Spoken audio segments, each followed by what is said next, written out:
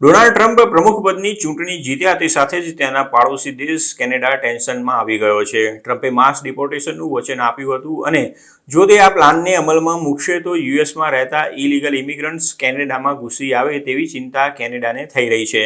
કેનેડાના ઇમિગ્રેશન મિનિસ્ટરે કહ્યું છે કે પ્રત્યેક વ્યક્તિનું કેનેડામાં સ્વાગત નથી.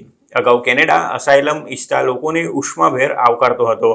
7 વર્ષ પહેલા વડાપ્રધાન જસ્ટિન ટ્રુડોએ જણાવ્યું હતું કે કેનેડિયનો અસાયલમ ઈચ્છતા લોકોને આવકારશે, પરંતુ હાલમાં કેનેડામાં ઇમિગ્રેશનનો ભારે વિરોધ થઈ રહ્યો છે.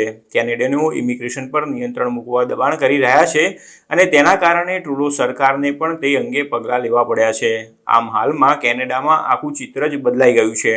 ટ્રમ્પે ચૂંટણી પ્રચાર દરમિયાન વચન આપ્યું હતું કે જો તેઓ પ્રમુખ બનશે તો યુએસ ઇતિહાસનું સૌથી મોટું ડિપોર્ટેશન અભિયાન હાથ ધરશે.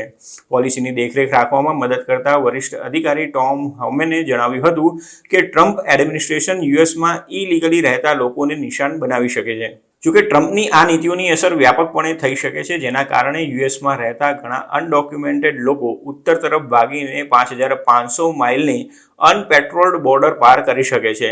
ગ્લોબલ એન્ડ મેલ સાથેની વાતચીતમાં ઇમિગ્રેશન મિનિસ્ટર માર્ક મિલરે જણાવ્યું હતું કે તેમની સરકાર હંમેશા રાષ્ટ્રીય હિતમાં કામ કરે છે.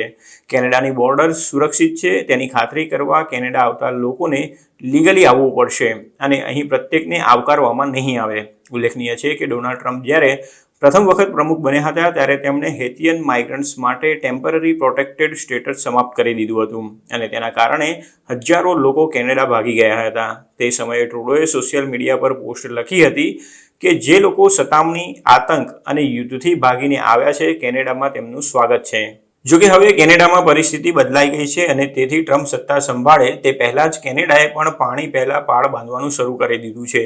કેનેડાની ફેડરલ પોલીસનું કહેવું છે કે તેઓ ક્રોસિંગમાં નવા ધસારાનો સામનો કરવા માટે સજ્જ છે અને તેમને અટકાવવા માટે તેમની પાસે યોગ્ય પ્લાન પણ છે. ડેપ્યુટી પ્રાઇમ મિનિસ્ટર ક્રિસ્ટિયા ફ્રીલેન્ડે જણાવ્યું હતું કે તેમની સરકાર બોર્ડર સિક્યોરિટીને ઘણું જ મહત્વ આપે છે અને કેનેડામાં કોણ આવશે અને કોણ નહીં તેનું નિયંત્રણ પણ કરે છે. પરંતુ ઇમિગ્રેશન એક્સપર્ટ્સનું કહેવું છે કે બોર્ડર પર સખ્તાઈનો સંદેશ સંભવિત હ્યુમેટેરિયન ક્રાઇસિસ ઊભી કરી શકે છે. રેફ્યુજી કન્વેન્શન હેઠળ અસાયલમ ઈચ્છતા લોકો તેમના મૂળ દેશમાં સતામણીનો સામનો કરી રહ્યા હોય તો અન્ય દેશ તેને નકારી શકે નહીં. 2005 સુધી અસાયલમ મેળવવાનો પ્રયાસ કરતા લોકો એન્ટ્રી પોર્ટ્સ પર ક્લેમ કરી શકતા હતા, પરંતુ યુએસ કેનેડા એગ્રીમેન્ટના કારણે હવે આવું કરવું મુશ્કેલ બન્યું છે. બંને દેશો વચ્ચે સેફ થર્ડ કન્ટ્રી એગ્રીમેન્ટ થયા છે, જેના હેઠળ કેનેડા અસાયલમ ઈચ્છતા લોકોને અમેરિકા મોકલી શકે છે અને તેવી જ રીતે અમેરિકા પોતાને ત્યાં અસાયલમ માંગતા લોકોને કેનેડા પાછા મોકલી શકે છે. ઉલ્લેખનીય છે કે કેનેડામાં છેલ્લા કેટલાક વર્ષોમાં ઇમિગ્રેશનનું પ્રમાણ વધી ગયું છે, જેના કારણે ત્યાં હાઉસિંગ અને જોબ શોર્ટેજ ઊભી થઈ છે. તેનાથી સ્થાનિક લોકો પણ સરકાર પર દબાણ બનાવ્યું હતું કે તે ઇમિગ્રેશન પર નિયંત્રણ મૂકે. ટ્રુડો સરકારે આ વર્ષની શરૂઆતથી જ તેના વિઝા અને ઇમિગ્રેશન નિયમોમાં ફેરફાર કર્યા છે.